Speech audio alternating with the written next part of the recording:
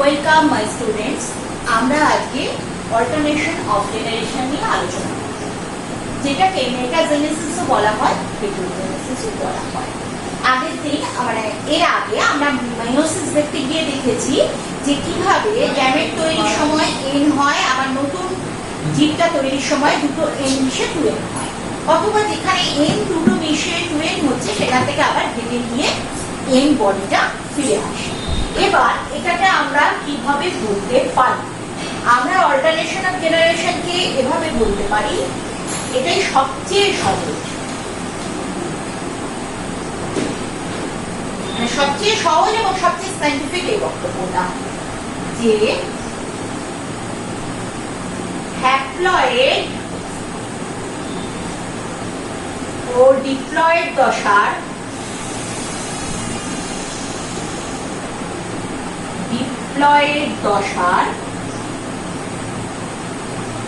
পর্যায়ক্রমিক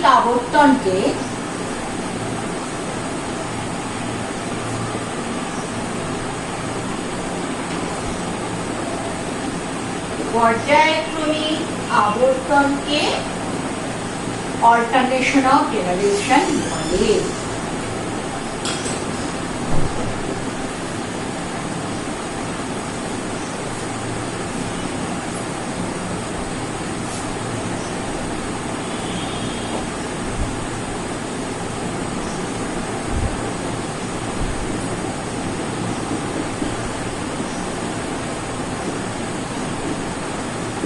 তাহলে আমরা কি বলছি? হ্যাপ্লয়েড ও ডিপ্লয়েড দশার পর্যায়ক্রমিক আবর্তনকে অল্টারনেশন অফ জেনারেশন বা যৌনক্রম বলে। এই হ্যাপ্লয়েড ডিপ্লয়েড দুটো দশার বদলে কোথাও এরকম পাবে যৌন ও অযৌন দশা, আবার কোথাও পাবে যে স্পোরোফাইট এবং গ্যামেটোফাইট। এটা ফাইট কথাটা কিন্তু একেবারেই উদ্ভিদের উদ্দেশ্যে ব্যবহৃত হয়। এটা যদিও অনেক জায়গায় ব্যবহার হয়, কিন্তু এটা না লেখাই খুব ভালো।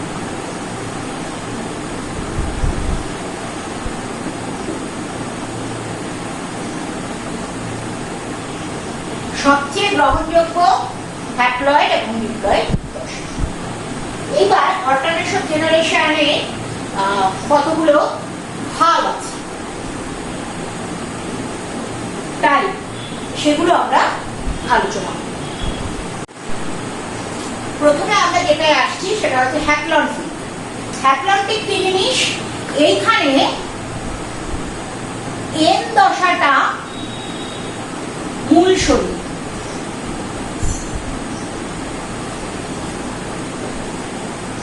এটারই মাল্টিসেলুলার মানে বহুকোষী চেহারা পাওয়া যায়।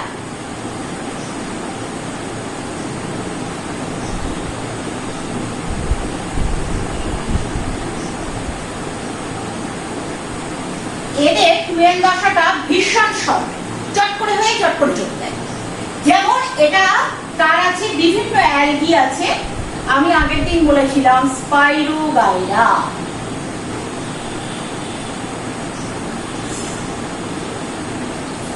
স্পাইরোগাইরা বহুকোষী শৈবাল, এরকম ফিটের মতো দেখতে।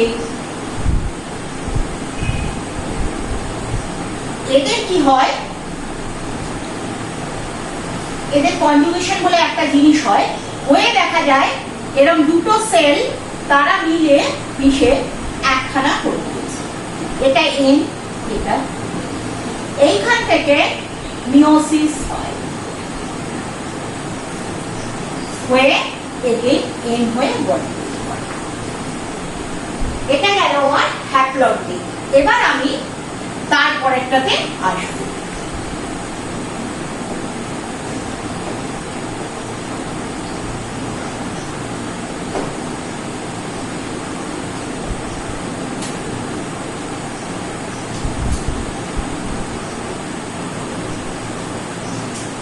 এরপরে আমরা আসবো হ্যাপ্লোডিপ্লন্টিক বা ডিপ্লোহ্যাপ্লন্টিক, ডাইবায়োন্টিক, ডিপ্লোবায়োন্টিক, ডিপ্লন্টিক।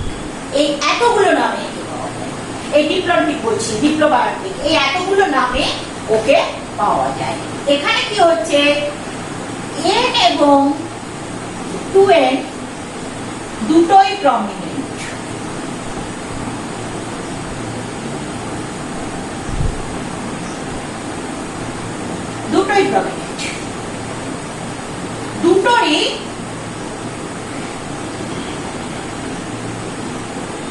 দুটোরই মাল্টিসেলুলার বা বহুকোষী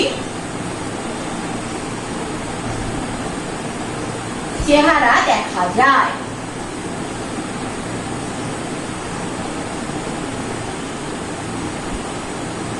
মস, ফার্ন, যত রকম ব্রায়োফাইট আছে তারা, আবার তোমার ফার্নেরা যত রকম আছে আর কি, তারা সবাই এর মধ্যে বসে আছে। এর একটা আমাদের পড়ার মধ্যে আছে ফার্নে। আর ডিপ্লন্টিক, এখানে ডিপ্লন্টিকের কি হয়, এদের ক্ষেত্রে 2n প্রাধান্য পায়।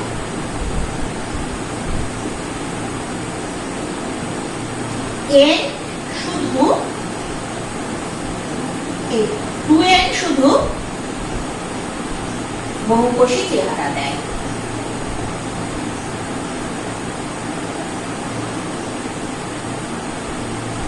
এদের ক্ষেত্রে, এই তোমার ডাইবায়োটিকদের ক্ষেত্রে মূল বডি মানে মূল দেহ, রেণুধর দেহ, রেণু যে দেবে সেটা n অথবা 2n যা খুশি হতে পারে। হ্যাঁ, এটা একটা মূল বডি রয়েছে, এইখান থেকে স্পোর তৈরি হয়। এটা n2n হলো, আমি একটা 2n দিয়ে বোঝাই তাহলে তোমাদের বোঝানো সহজ হবে। ধরো ফার্ন, বডি 2n, এর থেকে n স্পোর হলো, এইখানে মিওসিস কিন্তু হলো, মিওসিস এইখানে হলো, n স্পোর হলো, স্পোর থেকে পুরো একটা আলাদা গ্যামেটোফাইট তৈরি হলো।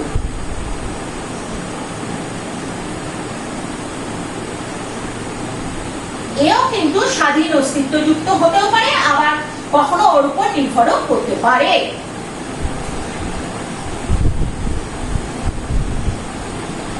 এর মধ্যে এবার দেখা যাবে মানে অ্যান্ড্রেসিয়াম আর গাইনেসিয়াম দুটো তৈরি হয়ে গেছে, মানে ফিমেল অর্গান মেল অর্গান দুটো তৈরি হয়ে গেছে। তারা আবার মিলিত হয়ে গিয়ে 2n বডি তৈরি করে, যেটা এখানে। আর 2n যাদের প্রাধান্য পায় উচ্চ শ্রেণীর উদ্ভিদ কিছু এবং আমরা, যাদের n দশাটাকে শরীরের বাইরে কোথাও দেখাই যায় না। আমরা যেমন মানুষ, শরীর, ডিম্বাণু, শুক্রাণু, এই দুখানে n আবার যুক্ত হয়ে তৈরি করে দিল 2n, আবার সেটা শরীরে হয়ে গেল। এই ব্যাপারগুলো আর একটা কথা তোমরা বারবার পাবে, মানে কখনো কখনো পাবে, বারবার পাবে এটা বললে ভুল হয়, সেটা হচ্ছে ট্রাইফেজিক। এই কথাটা পাবে, ট্রাইফেজিক জনুক্রম। ট্রাইফেজিক এটা কি? এটা একটা n দশা আসে, তারপরে 2n দশার দুখানা বডি পাওয়া যায়, এগেন n হয়, ফিরে আসে। সাইকেলটা দুখানা 2n বডিকে নিয়ে চলে। এটা আমরা কিছু তোমার বাদামি শৈবাল, লাল শৈবাল, ডায়াটম ওদের মধ্যে দেখা যায়, ডায়ানোফ্লাজেলেটদের মধ্যে দেখা যায়। এবার আমরা আসবো আমাদের যেটা ব্রিফলি আছে সেটাতে, ফার্নে জনুক্রম বা ফার্নে অল্টারনেশন অফ জেনারেশন। এটা একটা ফার্নে জনুক্রম। ফার্নে জনুক্রম তার ছবি। হ্যাঁ, একটা অদ্ভুত জিনিস, ফার্নকে বলা হয় উদ্ভিদদের মধ্যে উভয়চর। ফার্ন থাকে ডাঙায়, ব্যাঙেরা যেমন ডিম পাড়ে জলে গিয়ে, তাদের বাচ্চা কাচ্চা জলে হয়, ওরাও তাই করে, ওদের বাচ্চা কাচ্চা জলে হয়। পরিণত উদ্ভিদটা রেণুধর টুয়েল, তাদের 3টি পাতা থাকে, দেখতে পাই আমরা পাতার মতো অংশ, ওটা পাতাই। এবার ওই পাতার পিছনের দিকটায় যখন ওদের জন্মের সময় হয় তখন স্পোরোফিল দেখা যায়, কতগুলো ব্রাউন কালারের, ডার্ক ব্রাউন কালারের গুটি গুটি গুটি গুটি। অনেক সময় ফার্নের পাতা পেছন দিক তোমরা দেখতে পাবে, প্রচুর বাড়ি ঘরের চারদিকে অনেক ফার্ন পাওয়া যায়। ওইখানে আসলে স্পোরাঞ্জিয়াম তৈরি হয় এইটার ভেতরে, সেটা এরকম দেখতে, তার ভেতরে রেণুগুলো তৈরি হতে থাকে, স্পোর মাদার সেল এর ভেতরে রয়েছে।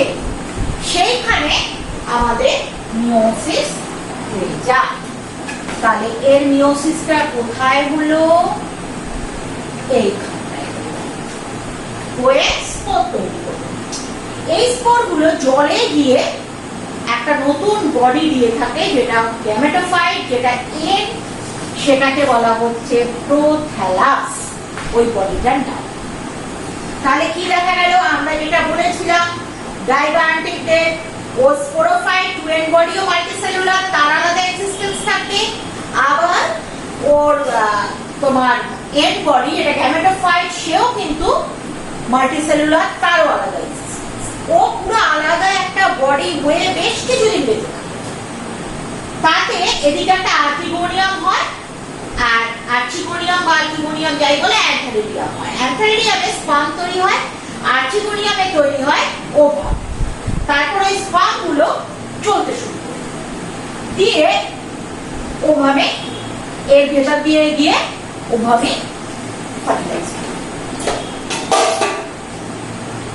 এবার ফার্টিলাইজ হয়ে গিয়ে ওখানেই জাইগোটটা ফর্ম করে দিল। তারপরে কি হলো? ওই প্রোথ্যালাসের মধ্যে ওখানে নতুন উদ্ভিদটা তৈরি হলো, এবং প্রথম কিছুদিন ওই উদ্ভিদটা প্রোথ্যালাসের গায়ের উপরেই থাকে। উদ্ভিদটা যেই ফার্নের পাতা এরকম কোঁকড়ানো থাকে, উদ্ভিদটা যেই ওই কোঁকড়ানো পাতা জন্ম দিতে শুরু করে, তলার দিক থেকে ওর রাইজয়েড এর মূলের মতো অংশগুলো তৈরি হতে থাকে, প্রোথ্যালাসটা উড়ে উড়ে মরে যায়। তখনও ডাঙায় এসে তার নিজের বাস করে। তাহলে এটাও খুব ভালোভাবে বোঝা যাচ্ছে যে ফার্ন কিন্তু মার্শিল্যান্ড নেয়, কারণ ওর জন্মটা এমন সময় হতে হবে যখন প্রোথ্যালাসটা মারা যাওয়ার সময়, যেন ডাঙাটা শুকিয়ে যায়, যাতে আবার বাঁচতে পারে। লক্ষ্য করে দেখবে ওরা ওরকম জায়গাতেই জন্মায়। অনেক সময় পাঁচিলের উপর ফার্ন দেখবে, সেখানে কিন্তু একবারে সুন্দর ঝকঝকে পাঁচিলে ফার্ন দেখবে, যেখানে টাল টুল খাওয়া পাঁচিল, যার গায়ে ওরা জল টল পাবে, সেইখানে ওরা থাকে। এই কারণেই সেটা হয়। তাহলে আমাদের এটা আছে, এবং এটা খুব ব্রিফলি আমাদের মাঝে মাঝে আসে। আজকের ক্লাস আমাদের এখানে শেষ হলো।